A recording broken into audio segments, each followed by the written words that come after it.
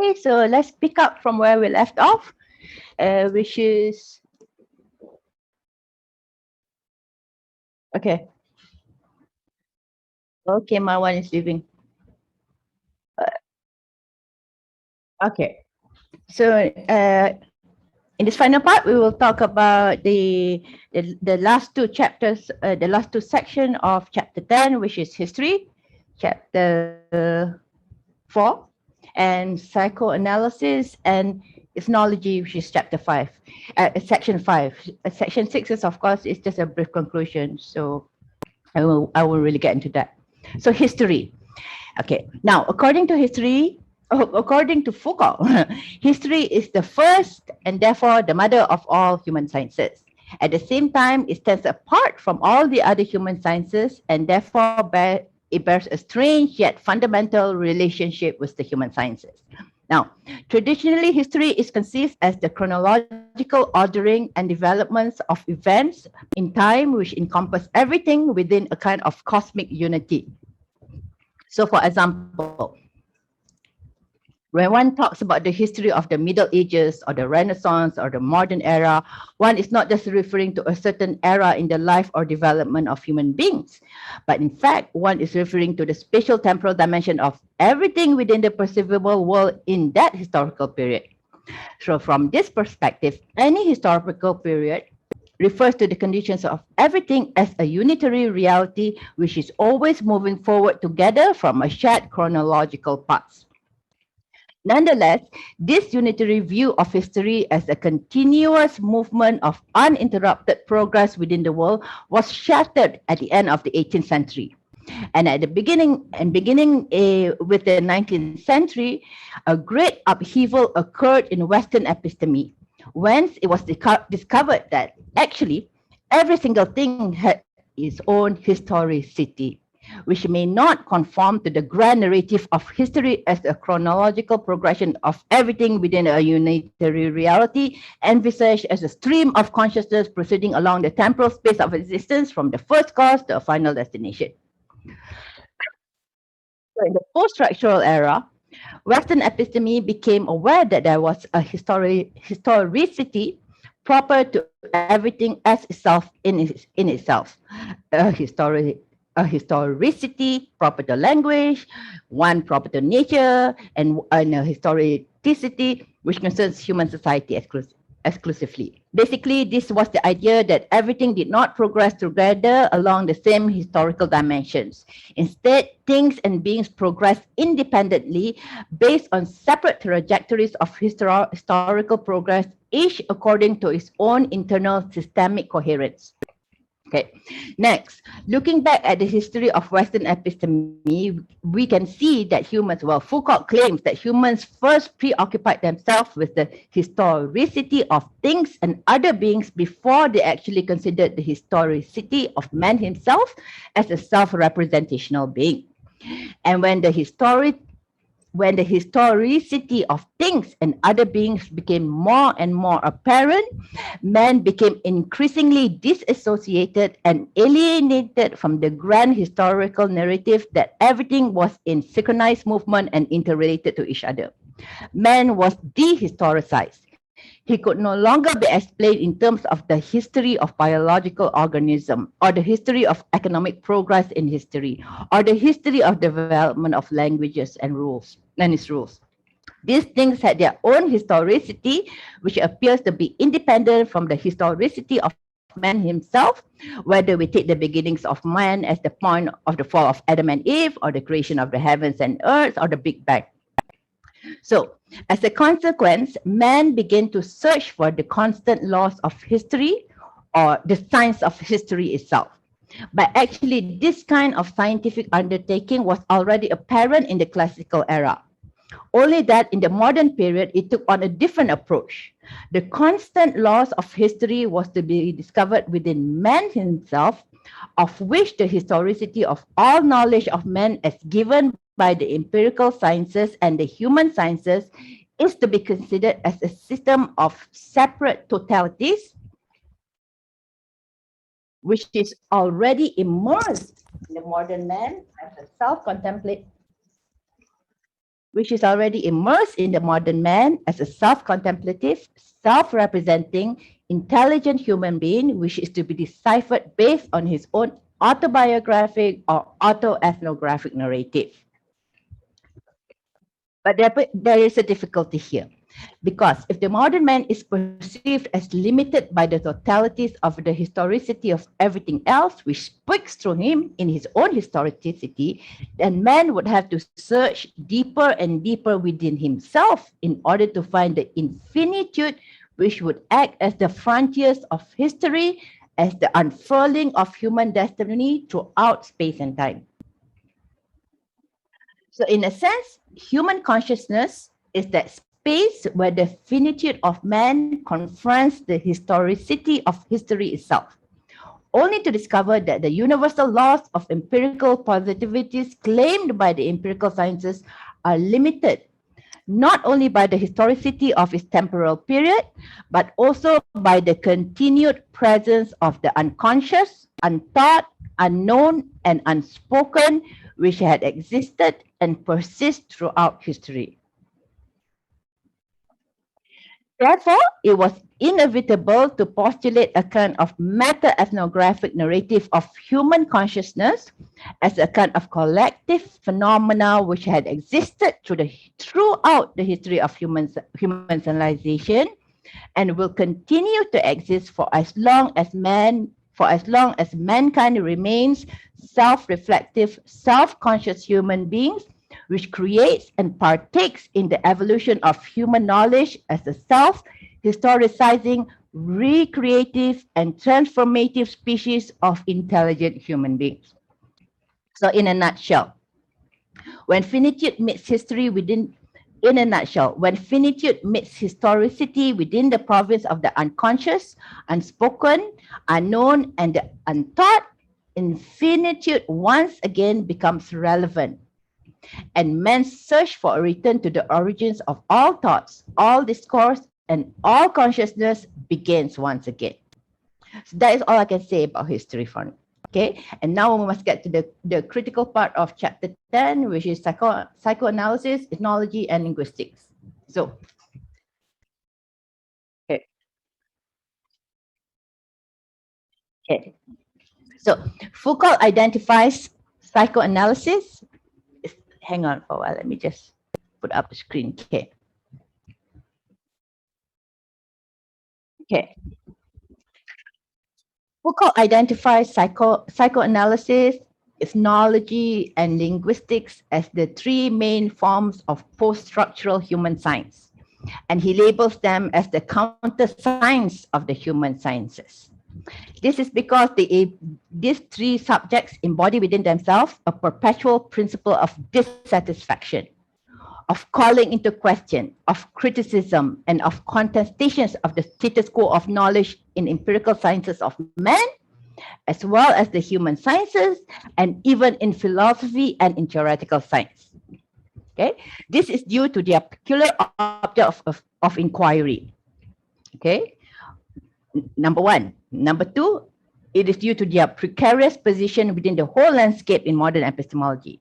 And number three is due to the function they perform within the general space of episteme. So, firstly, psychoanalysis situates itself in the region of the unconscious and performs the critical function of making the discourse of the unconscious speaks through consciousness. Now, to an extent, all human science addresses the unconscious as a kind of backdrop to its conceptual analysis. However, among all of the human sciences, it is psychoanalysis that directly approaches the subject matter of the unconscious head on and directly in order to unveil what is hidden within the surfaces of empirical and transcendental or abstract phenomena of the human mind.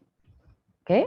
Secondly, in evaluating these three counter sciences of human sciences, we find that through psychoanalysis, the biological representations of life based on functions and norms finds its unconscious foundation in death. Through ethnology, we find that sociological representations of man based on conflicts and rules finds its unconscious foundations in desire. And finally, Through linguistics, we find that philological representations of significations and systems finds its foundation in a sacred language, which is itself a law language.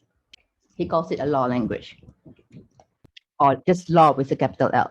Now, Foucault says that it is through this unconscious, untaught, unspoken concept of depth, desire, and linguistic law, and the unconscious presentation of this phenomena that is the very foundations of the possibility of all knowledge of man. So it is through that that we know that we are alive, but will not always be so. It is through the untaught desire that knowledge actually presents itself as a thought to consciousness. Similarly, it is through the unspoken unknown law that language presents itself as a coherent system of signs and significations.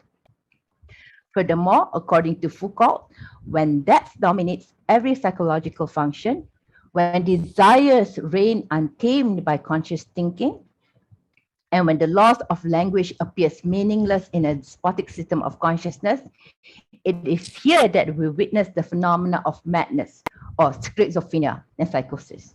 It is here that we understand the finitude of rationality, objectivity, and certainty, and our eyes are open instead to the presence of the unconscious, untaught, unknown, and unspoken, which exists beyond the frontiers of the conscious psyche. Okay, ethnology. Let's go to ethnology. Ethnology situates itself in the dimension of the historicity of the individual, but also has roots in the history of culture, and therefore encompasses the historicity of the societies of man. Now, ethnology, like sociology, does not have as its object of inquiry the conscious process and mechanism of society and institutions throughout history. In contrast, ethnology looks at the unconscious process of the historical influence of social and cultural developments on the individual self. That is why the general problem of ethnology is the relationship between human nature and human culture. So, now, ethnology is also not a science of the unconscious because it looks beyond the consciousness of man, as to psychoanalysis. It is a science of the unconscious because it looks beyond the individual to the exteriority of the historical society in which man lives in, and to the empirical positivities located therein, in order to uncover the unconscious cultural influences that society and history exerts on individual consciousness, and how it reasserts itself in the way the self-conscious auto-ethnographic individual chooses to really represent himself or herself to the contemporary world he lives in. So in a sense, there is a kind of inverse relationship between ethnology and psychoanalysis, whereby ethnology addresses the influence of the untaught social consciousness on individual consciousness, and psychoanalysis deals with the way the hidden unconscious within the individual can unleash itself upon society. Now, according to Foucault, there is a certain point in which ethnology and psychoanalysis intersect so that the third counter-science of human science would emerge and provide both psychoanalysis and ethnology with a pure theory of language, and thus enabling the formalization of a different model of thinking. This would constitute a discipline of its own based on a distinct kind of language. So, according to Foucault, linguistics is a positivistic kind of science which deals with various different languages based on a theory of pure language. Okay.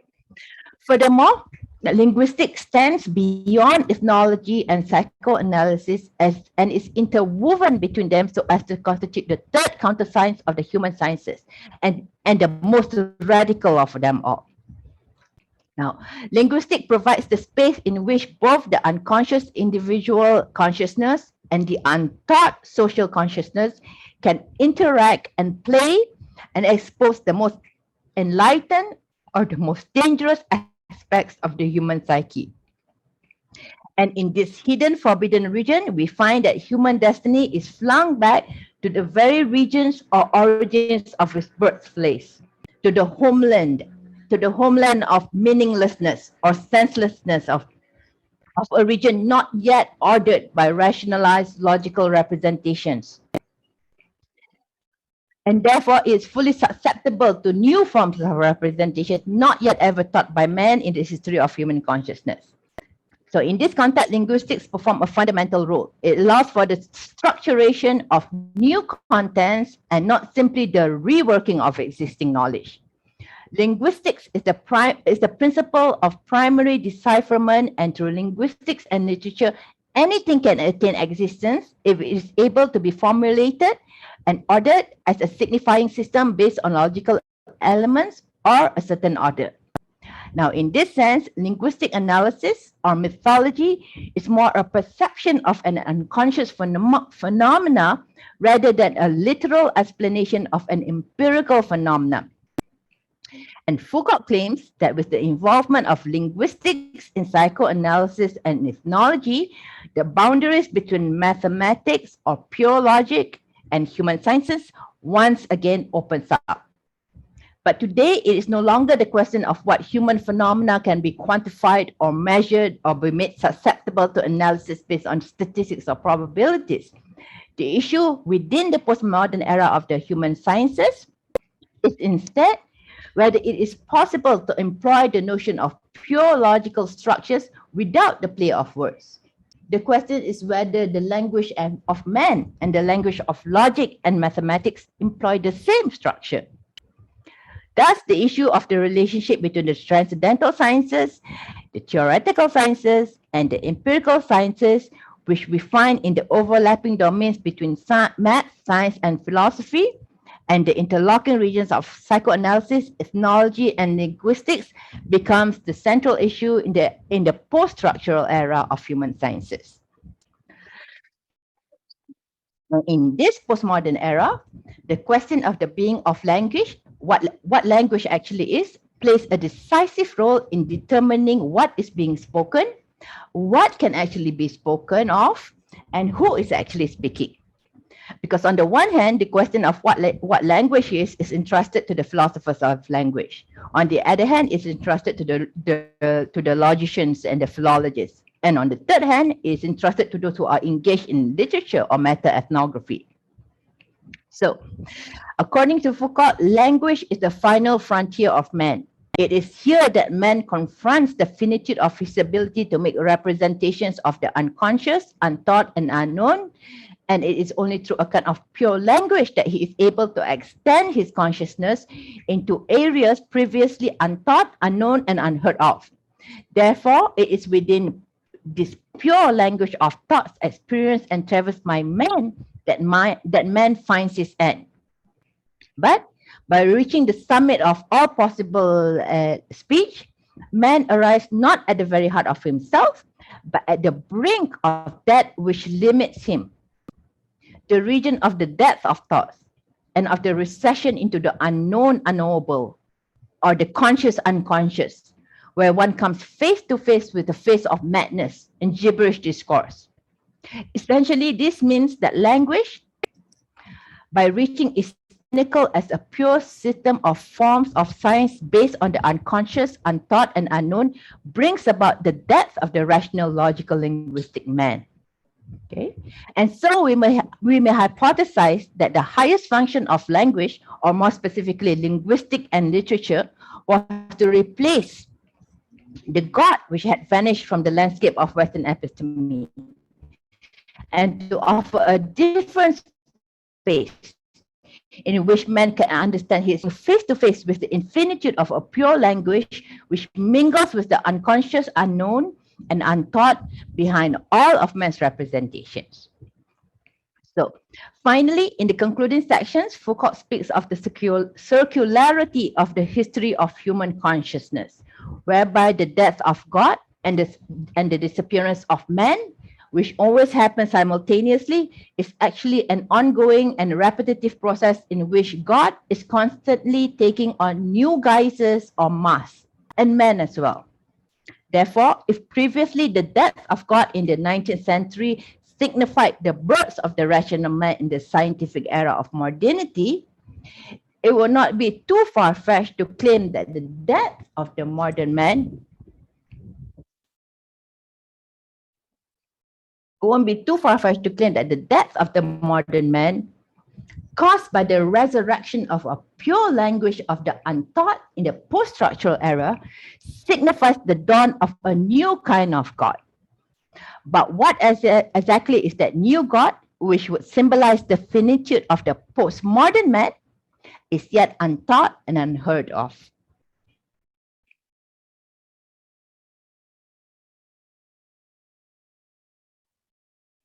Right. So that is the end of my review on chapter 10. Okay. I have actually another conclusion, but that's not really related to what Foucault said in his chapter 10. So I will leave that out unless someone wants to hear my personal conclusion and message.